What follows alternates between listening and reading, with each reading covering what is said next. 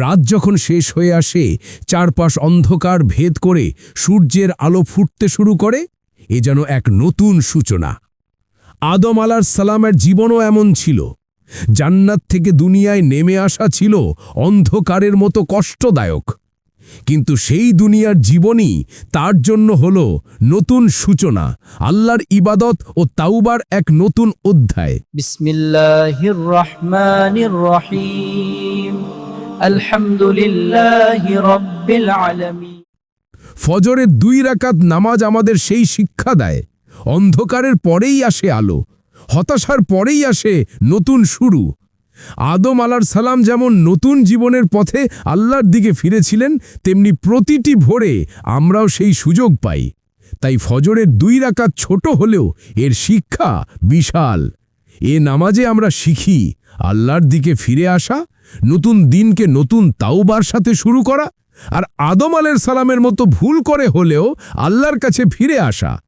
ফজর মানে শুধু নামাজ নয়, ফজর মানে নতুন সূচনা, নতুন আশা আর আল্লাহর দিকে ফিরে আসা। ইবনে কাসিরের আল বিদায়া ওয়ান নিহায়া এখানে বাব খালক আদম আলাইহিসসালাম অধ্যায় ও পরের অংশে আদম আলাইহিসসালামের জান্নাত থেকে পৃথিবীতে অবতরণ, তার কান্না, তাওবা ও আল্লাহর কাছে ক্ষমা প্রার্থনার কথা এসেছে। ইবনে কাসির উল্লেখ করেছেন যে আদম আলাইহিসসালাম পৃথিবীতে নেমে আল্লাহর ইশারায় 2 রাকাত নামাজ পড়েছিলেন, এটা তার তাওবার অংশ ছিল। ফজরের সময় আদম 2 রাকাত নামাজ পড়েছিল বলেই কি ফজরের 2 রাকাত নামাজ ফরজ হয়েছে? তাফসির ইবনে কাসির, কোরআনের আয়াত ফাতালাক্কা আদামু মিন রাব্বিহি কালিমাত, সূরা বাকারা 37 ব্যাখ্যা করতে গিয়ে ইবনে কাসির আদম আলাইহিসসালামের তাওবার বিভিন্ন বর্ণনা এনেছেন। এ প্রসঙ্গে কিছু পুরনো রেওয়ায়েত উদ্ধৃত হয়েছে, যেখানে বলা হয়েছে আদম আলাইহিসসালাম আল্লাহর কাছে ক্ষমা চাইলেন, আল্লাহ তাকে কিছু দোয়া শিখালেন। কিছু বর্ণনায় আছে যে তিনি 2 রাকাত নামাজ পড়েছিলেন, তবে এখানেও কোনো সহিহ সানাদযুক্ত হাদিস নেই, বরং এগুলো ঐতিহাসিক বর্ণনা হিসাবে উল্লেখ করা হয়েছে।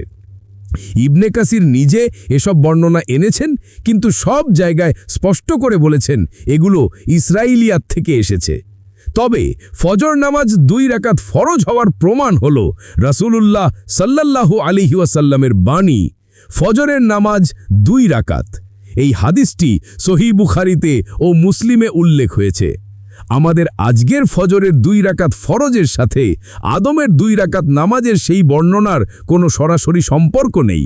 ফজরের ফরজ 2 রাকাত এসেছে কেবল আল্লাহ ও তার রাসূলের নির্ধারণে। ফলো, লাইক, কমেন্ট করুন যেন এমন আরও কন্টেন্ট আপনার কাছে পৌঁছে যায়। ইসলাম প্রচারে আপনার একটি শেয়ারই হতে পারে কারো হেদায়েতের দরজা।